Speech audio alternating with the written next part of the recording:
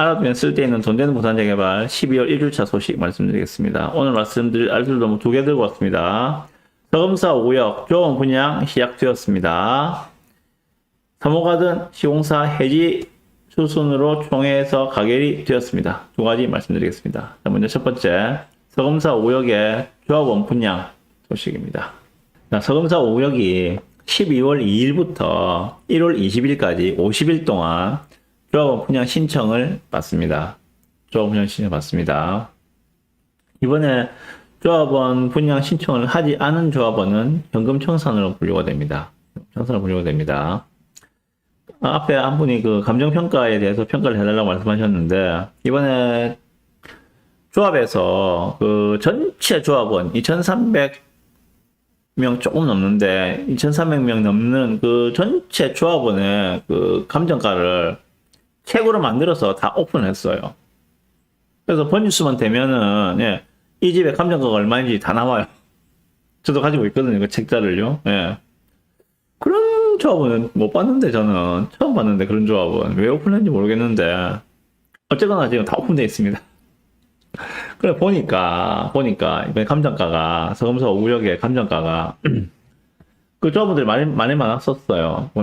저도 사무실에 있는데 계속 조합원들이 오셔가지고, 이 감정가가 왜 이거밖에 안 나왔느냐, 뭐, 불만을 토하신 분들이 많던데, 대략적으로 공시지가 곱하기 대지 면적의 125% 정도가 나왔어요. 저희가 그 현장에서 예상 감정가를 해가지고 이야기할 때는 공시지가 곱하기 대지 면적의 130%, 1.3배를 보통 예상 감정가로 말씀을 많이 드립니다.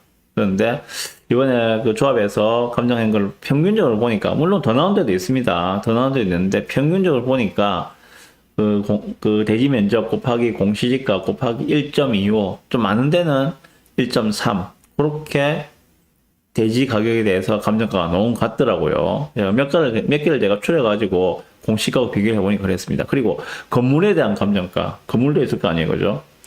건물에 대한 감정가는 연식에 따라서 차등을 많이 둔 것 같더라고요. 1970년대에 지어진 집들은 평당 한 80만원 정도의 감정이 됐어요. 1990년대에 지어진 집들, 1995년 정도에 지어진 집들, 지금이 2024년이니까 그래도 30년 전이잖아요, 그죠? 30년 전에 지어진 집, 맞나? 90? 맞죠? 30년 전에 지어진 집들. 1990년대에 지어진 집들은 평균적으로 평당 150 이상의 감정을 했어요, 보니까.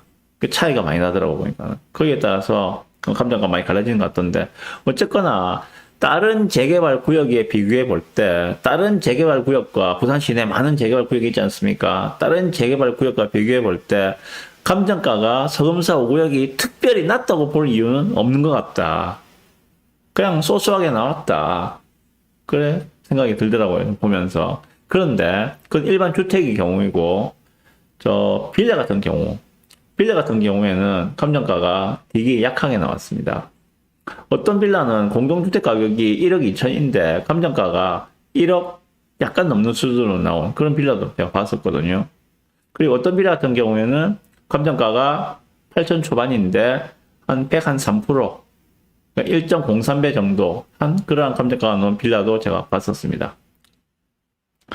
근데 그거는 뭐 여러 가지 뭐 의견들이 분분하는데 저는 그렇게 생각합니다. 빌라 같은 경우에는 공동주택 가격이 기준이 되겠죠. 우리 일반 주택 같은 경우에는 그 공시지가가 기준이 될 것이고, 공시지가가 기준이 되는데, 빌라 같은 경우에는 공동주택 가격이 기준이 될 거예요. 근데 잘 아시겠지만은, 공동주택 가격이 문재인 정부 때 2021년에 어마무시하게 올랐습니다. 정말 어마무시하게 올랐어요. 그 이전에 비해서 거의 뭐 40%, 50%씩 공동주택 가격이 폭등을 했었거든요. 아파트는 마찬가지, 빌라도 마찬가지, 엄청나게 폭등을 했었습니다. 그러다가 그 뒤부터 내려갔죠, 그죠? 공동주택 가격이 살살살 내려왔었거든요. 그래도 아직까지 그러니까 2019년에 비해서는 현재 공동주택 가격이 많이 높다고 볼 수밖에 없어요.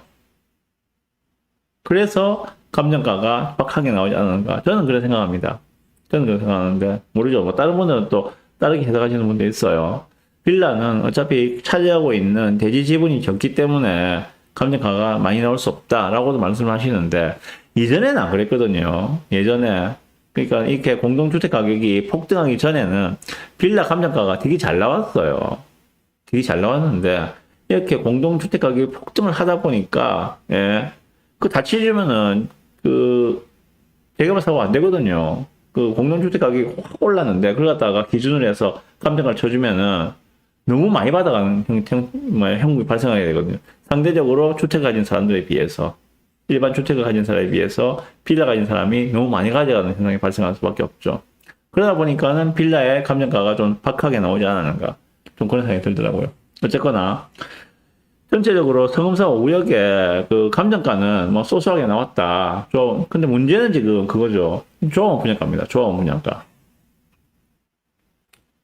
보시면 자 요게 성음사 5역의 조합원 분양가를 지금 예.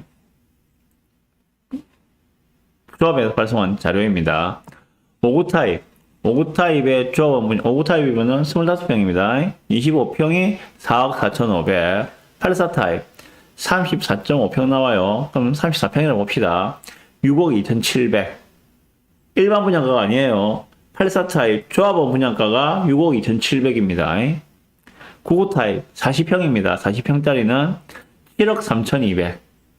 예, 요렇게 지금 조합에서 날라왔습니다. 이렇게. 이거만 보면 되죠. 우리는 84 타입이 제일 많으니까. 84 타입이 6억 2,777만 원이다. 6억 2,700이다. 네. 평당으로 하면은, 얼마인가면은, 1,800이 약간 넘어요. 1,820만 원 정도 나옵니다. 평당으로 따지면은. 상당히 높은 조합원 분양가 가지고죠. 조합원 분양가 치고는 상당히 높아요. 그럼 왜 이렇게 높은 조합원 분양가 나올 수밖에 없는가? 평당 1,800에 정확하게 1,820 정도 나오던데 보니까 왜 1,820만 정도의 평당 분양가가 나올 수밖에 없는가? 서금사 5구역 같은 경우에는 전체 건립 예정 세대수가 3,800세대입니다. 정확하게 3,802세대. 조합원 숫자가 2,309명입니다. 이번에 지금 조합에서 발표한 그 자료를 보니까는 2,309명으로 되어 있습니다. 그러면은 임대 380개를 빼고 나면은 일반 분양이 1,100개가 나와요. 정확하게 1,110개가 나와요. 자, 조합원 숫자는 2,300명이에요. 일반 분양 숫자는 1,100개예요. 조합원 숫자의 절반 정도밖에 안 되는 일반 분양 물량이라는 겁니다. 임대 빼버리니까. 물론 조합에서 최대한 조합 분양가를 낮추기 위해서 상가도 지어서 분양을 할 것이고, 그죠? 임대도 나중에 어차피 매각을 할 거 아닙니까? 팔아서 수익을 충당을 할 건데, 그렇게 함에도 불구하고 지금 조합 분양가는 평당 1,820이 나왔다. 84 타입이 6억 2,777. 그럼 6억 3천에 봅시다. 6억 3천. 네. 이것 때문에 지금 말이 많거든요. 원인은 그거였죠. 결국은 그래. 일반 분양 숫자가 많지 않아서 구조적으로 조분가가 올라갈 수밖에 없는 구조였다. 방금 말씀드렸잖아요. 그죠? 예. 전체 조합원 숫자보다 절반밖에 안 되는 일반 분양 물량. 그리고 더 큰 문제는 두 번째 문제는 급등한 공사비가 원인입니다. 만약에 3년 전에 분양했다면은 지금 같은 조합 분양가 안 나왔겠죠. 당연히 안 나왔을 겁니다. 3년 전에 분양했다면은 그 조합 분양하고 뭐 그랬다면은 진짜 무식하게 이렇게 높진 않았을 거예요. 예. 그렇지만 지금은 급등한 공사비라는 그 원인 하나, 그리고 구조적으로 조합원 숫자가 너무 많아서 예. 조합 분양 올라갈 수밖에 없는 원인 하나, 이 두 가지가 지금 콜라보가 되어서 어마어마한 분양가가 나왔다. 좀 그렇게 생각이 듭니다. 원인은 그 두 가지입니다. 자, 그러면 조합에서 이제 난리가 났거든요. 지금 조합원들이 매일같이 조합에 몰려가가지고 지금 난리가 났는데, 조합에서 나름대로 이제 조합원 분양가를 낮추기 위해서 노력을 하겠죠. 그럼 예를 들면 어떤 겁니까? 뭐 위에 왜 쓸데없이 뭐 스카이 브릿지를 놔가지고 공사비를 올리느냐, 낮추자, 이런 의견들 많이 있거든요. 예. 그렇다 한들 구조적으로 지금 구조적으로 일반 분양이 너무 적고, 그리고 구조적으로 공사비가 너무 올랐기 때문에 뭐 스카이 브리지를 없앤다 하더라도 공사비 인하 효과는 그래 크진 않을 것이다. 미미할 것이다. 그런 생각이 들고요.